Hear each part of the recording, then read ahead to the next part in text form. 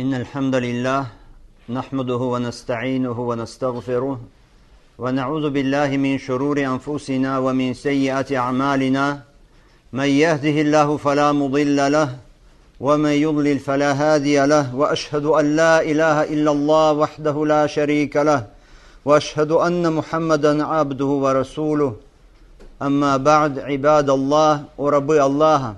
Сегодняшняя наша хутба, она будет третьей в серии проповедей, которые посвящены сире, то есть жизнеописанию нашего пророка, саллаллаху алейхи вассалям. И сегодня, с позволения Всевышнего Аллаха, мы, во-первых, поговорим с вами о том состоянии, в котором пребывали люди, пребывало человечество перед приходом Мухаммада, саллаллаху алейхи вассалям, и поговорим о тех великих событиях, которые предшествовали рождению посланника Аллаха, саллаллаху алейхи вассалям, и которые были указанием на скорый приход в этот мир пророка, которые были вот этим божественным знамением, они были предуготовлением к этому поворотному в истории человечества событию. Итак, первое – это состояние людей перед появлением пророка последнего времени. Человечество, оно находилось в очень глубоком, в явном заблуждении. Люди, они находились во мраках многобожия, во мраках невежества, и это в первую очередь касалось самих мекканцев. И Всевышний Аллах, Он описывает состояние людей перед приходом Мухаммада, саллаллаху алейхи вассалям, в Коране говорит Всевышний: «Хуа аллази ба'аса фил уммиина расулан минхум, ятлу алейхим аяти ва юзаккихим, ва юаллимухумул китаба валь хикмата, ва ин кану мин каблю лафи далалин мубин». Он тот, который отправил к людям, не имеющим Писания, посланника из их числа. Он читает им Его, Аллаха, знамения и очищает их, и обучает их Писанию и мудрости, то есть Корану и Сунне. Хотя до этого они были в явном, очевидном заблуждении. И наш пророк, саллаллаху алейхи вассалям, он сообщает тоже, рассказывает нам, какое было состояние людей вот в тот период, до прихода Мухаммада, саллаллаху алейхи вассалям. Сообщает, что однажды он обратился с проповедью к людям и сказал: «Мне мой Господь приказал научить вас тому, чему вы не знаете, из того, чему Он научил меня сегодня. Говорит Всевышний: всякое имущество, которым одарил я раба своего, оно дозволено». Почему это? Говорит Аллах субхану ва тааля через пророка, саллаллаху алейхи вассалям. Потому что они, мушрики, брали что-то из имущества, из скота дозволенного, и запрещали пользоваться им или есть это, говоря, что это посвящено идолам. «Ва инни халакту ибади хунафаа куллахум». И я создал рабов моих всех ханифами, то есть чистыми единобожниками. И приходят потом к ним шайтаны, дьяволы приходят и избивают их от их религии, и запрещают им то, что я, Аллах, сделал для них дозволенным, и приказывают эти шайтаны им предавать мне сотоварищей, то есть поклоняться помимо меня чему-то, относительно чего я не ниспосылал никакого довода. И потом пророк, алейхиссалату вассалям, сказал: «Ва инна Аллах назара иля ахлил ард, фамакатахум арабахум ва аджамахум илля бакая мин ахлил китаб». И поистине Аллах взглянул на жителей земли и возненавидел их, и арабов, и не арабов, кроме остатков людей Писания, тех, кто остался еще из тех, кто принадлежал к людям Писания, которые еще что-то сохранили что-то из религии предшествующих пророков, из единобожия. То есть в таком состоянии находилось человечество, что возненавидел Аллах субхану ва тааля это человечество. В таком глубоком заблуждении, в таком многобожии, в таких грехах. И выдающийся сподвижник пророка, алейхиссалату вассалям, и его брат двоюродный, Джафар ибн Аби Талиб, он описал вот это положение, в котором находились люди до прихода Мухаммада, саллаллаху алейхи вассалям. Он, когда описывал, рассказывал эфиопскому правителю Негусу положение, он сказал: «О царь, мы были людьми невежественными, мы поклонялись идолам, мы ели дохлятину, мертвечину, мы совершали мерзости, мы разрывали родственные связи, мы плохо относились к соседям. Сильный из нас съедал слабого. И мы вот в таком положении находились, пока Аллах не отправил к нам посланника из нас, происхождение которого мы знаем, правдивость которого мы знаем, честность и надежность которого мы знаем, чистоту целомудрия которого мы знаем. И Он призвал нас к Аллаху, линувахидаху ва на'будаху, чтобы мы только одному Ему поклонялись. Он призвал нас к таухиду, и чтобы мы отказались от всего, чему поклоняемся мы или поклонялись наши отцы, помимо Аллаха, из всяких камней и лжебогов. И Он приказал нам быть правдивыми в речах, и приказал нам соблюдать доверенное, и поддерживать родственные связи, и хорошо относиться к соседям, и так далее. Таким образом, человечество, оно находилось вот в таком вот положении, на краю пропасти на самом деле. На краю пропасти, в духовном тупике. И человечество на этот момент, оно жаждало.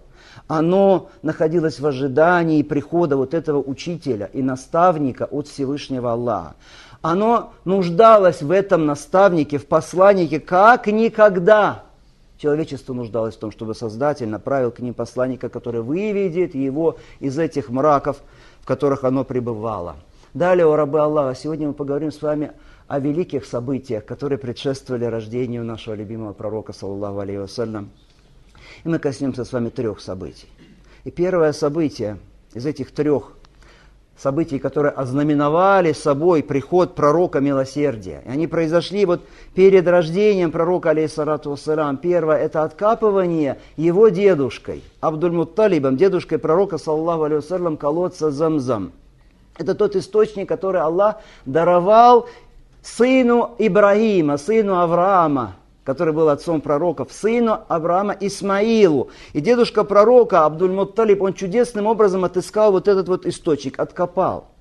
Возродил вот этот чистый источник Ибрагима и Исмаиля. Он извлек его из мраков земли. И это было указанием, это было знаком на появление вскоре пророка от Всевышнего Аллаха, который возродит религию Ибрагима и Исмаиля, то есть чисто единобожие, поклонение только Творцу, без предания ему сотоварищей, поклонение не запятнанное ширком.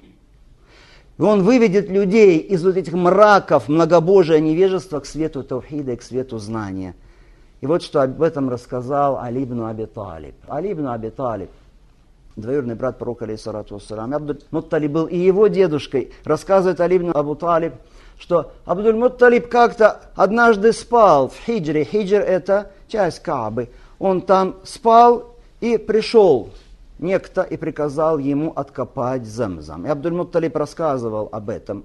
Он рассказывал следующее. «Я как-то спал, и пришел ко мне некто и сказал: ихфир таиба, откопай таибу». Таибу, то есть благой. Откопай благой. Почему? Потому что Замзам – это источник для благих. «Культу ма таиба», а что это такое, это таиба? И этот ушел. Кто пришел во сне, он ушел, а потом на следующий день я снова вернулся на это место, и снова там заснул, и опять он пришел и сказал мне в этот раз: ихфир барра, откопай благочестивый, барра. Почему? Потому что Замзам, он становится обильным для благочестивых, и он начинает оскудевать, иссякать для нечестивых. И я сказал: а что такое это барра? И ушел потом этот, кто явился, а потом на следующий день я снова вернулся на это место и уснул там, и он вновь пришел ко мне и сказал: ихфир аль-маднуна, откопай аль-маднуну. Маднуна, то есть жалеемый. Почему Замзам жалеемый? Потому что только верующий, он может напиться Замзамом как следует, наполнить им свой живот. А лицемеры и прочие, они не могут пить много от этого источника. Он жалеемый для них, для неверующих. И я сказала: что это маднуна? И он ушел. А потом на следующий день он снова явился и сказал: ихфир Замзам. Откопай Замзам. Замзам. Этот источник назван так из-за чего? Из-за обилия воды в этом источнике. Откопай Замзам, и этот источник не иссякнет и не уменьшится. И он будет поить многочисленных паломников. И он, этот источник, находится между пометом и кровью.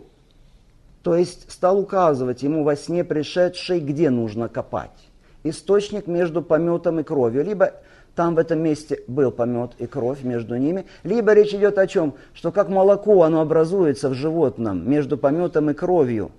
Так и замзам он подобен молоку. Благой напиток.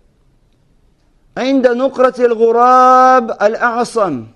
И найдешь его ты там, где клюет белый ворон, то есть ворон, у которого белые крылья. Есть белые вставки на крыльях.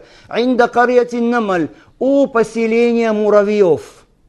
У поселения муравьев. Это было указание ему, где искать замзам. Почему у поселения муравьев, говорят ученые? Да потому что муравьи. Ничего там внутри муравейника не производится.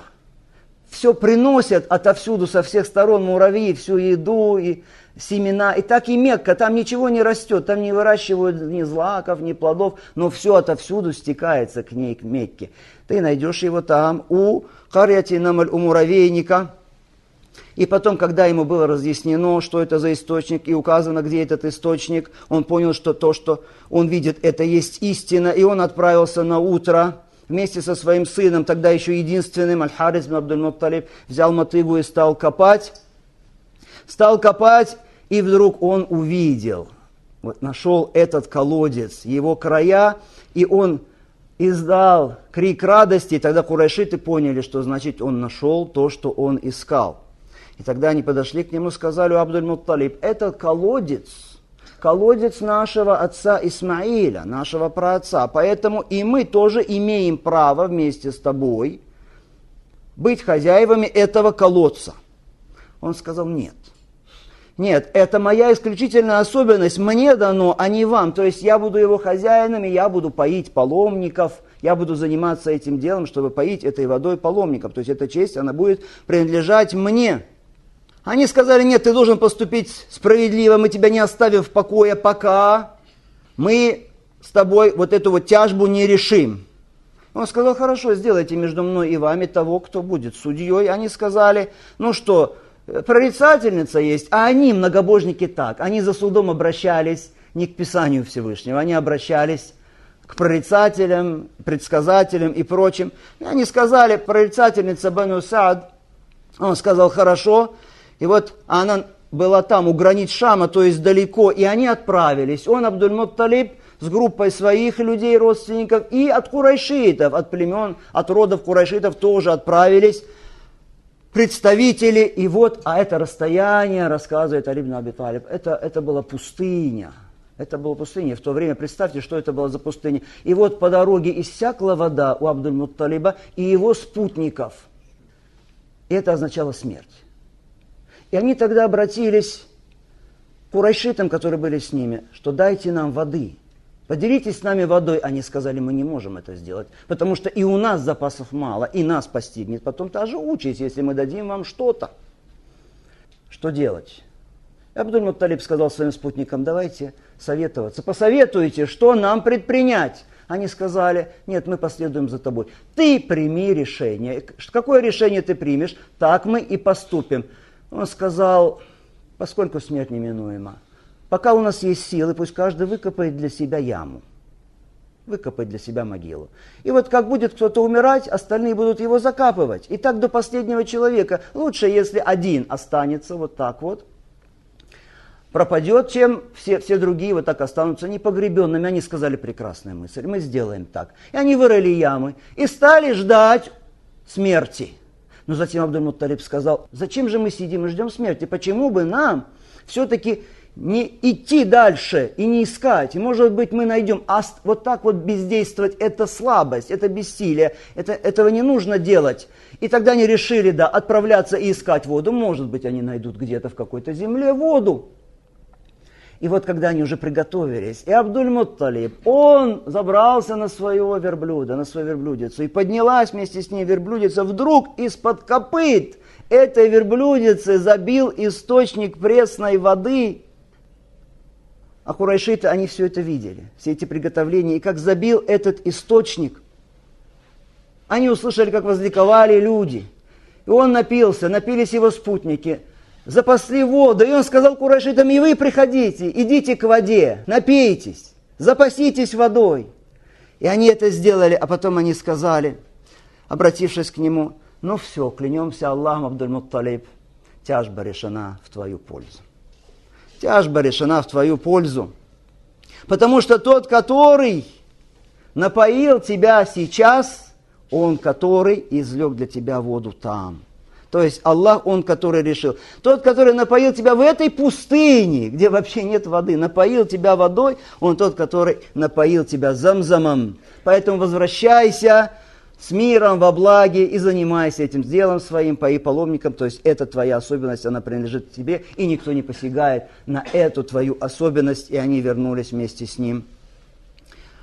И не поехали уже к этой прорицательнице. Вот такое великое знамение, великое событие, которое предшествовало рождению пророка, саллаллаху алейхи вассалям, возрождению вот этого чистого источника Замзам, источника праотцов последнего пророка Ибрагима и Исмаила. И, наверное, среди вас нет никого, кто бы не пробовал этой воды, не испил бы воду из этого благословенного колодца, вода которого никогда не закончится. Сколько бы ни черпали из него, он будет бить всегда по воле Всевышнего и поить своей водой паломников к заповедному дому Аллаха. А второе великое чудесное событие у рабы Аллаха, которое случилось до рождения пророка, алейхиссалату вассалям, это история заклания в качестве жертвы отца пророка Абдуллаха. Вы сейчас уже услышали из предшествующей истории, что приходилось выносить Абдуль-Мутталибу со стороны курайшитов. И он переживал, он чувствовал свою слабость, он видел, что у него мало помощников. И был всего у него один сын на то время, Аль-Харис, и тогда он дал такой обет. Это эпоха невежества и обеты, поэтому они такие давали, такие обетования Аллаху. Он дал такое обещание Аллаху, назар обет, если Аллах наделит его 10 сыновьями, они вырастут, так что они смогут потом защищать его, тогда одного из них он принесет в жертву, зарежет у Каабы ради Аллаха. Всевышний Аллах даровал ему 10 сыновей и 6 дочерей. И вот когда они уже подросли, он понял, что они могут защищать его, он собрал их, он сообщил им о своем обете, и они подчинились. Они подчинились, но кого из них, кого из 10 больше всех любил он, Абдуль-Мутталиб Абдуллаха, отца пророка, алейхиссалату вассалям. Больше всех его сердце было привязано именно к нему, к Абдуллаху. Они решили прибегнуть к жребию. Абдуллах был самым любимым сыном Абдуль-Мутталиба. Ибн Аббас об этом рассказывает, что он был самым любимым сыном Абдуль-Мутталиба. И поэтому Абдуль-Мутталиб говорил, если бы только жребий не выпал на Абдуллаха. Если выпадет не на него, все хорошо, тогда будет со мной. Но жребий выпал именно на Абдуллаха. И Абдуль-Мутталиб взял сына, взял нож и направился к Каабе, чтобы сделать то, что он обетовал Всевышнему Аллаху. Но братья Абдуль-Мутталиба, родственники, они стали удерживать его от этого поступка. И сказали, не нужно. А что тогда делать? Тогда решили, наконец, что нужно бросить жребий между Абдуллахом и верблюдами. И вот стали бросать жребий. Сначала было 10 верблюдов и Абдуллах. Бросили жребий, жребий опять выпал на Абдуллаха. Затем 20 верблюдов и Абдуллах, и жребий опять выпал на Абдуллаха. Затем 30, и 40, и 50. И вот когда количество верблюдов достигло 100, вот это та самая дия, тот самый выкуп за убитого. 100 верблюдов. Достигло число. Вот тогда жребий пал на верблюдов. Но Абдуль-Мутталиб сказал, нет, еще. Попробуем еще. То есть 100 верблюдов, и Абдуллах, и опять жребий выпал на верблюдов. И в 3-й раз жребий выпал на верблюдов. Тогда они решили, что значит нужно принести в жертву эти 100 верблюдов во искупление данного обета. И об этом сообщается в достоверных источниках, и об этом сообщил Ибн Аббас. Вот так вот Всевышний Аллах, о рабы Аллаха, если Всевышний Аллах решает что-то, если Аллах предопределяет что-то, оно сбывается непременно, и никто не в силах этому помешать. Божественное предопределение, оно предусматривало рождение от Абдуллаха, его сына Мухаммада, посланника Аллаха, и Аллах сохранил жизнь Абдуллаху и отвел от него руку Абдуль-Мутталиба. А когда Абдуллаху исполнилось 25 лет, когда он превратился в благородного, красивого, крепкого мужчину, то отец женил его на самой лучшей девушке из самой благородной курайшитской семьи. Он женил ее на Амина бинт Вахб, ибн Абдиманаф, ибн Зухра, ибн Килаб, и она забеременела Мухаммадом, посланником Аллаха, саллаллаху алейхи вассалям. Акулю ахзал кауль, вастагфируллах ли ва лакум.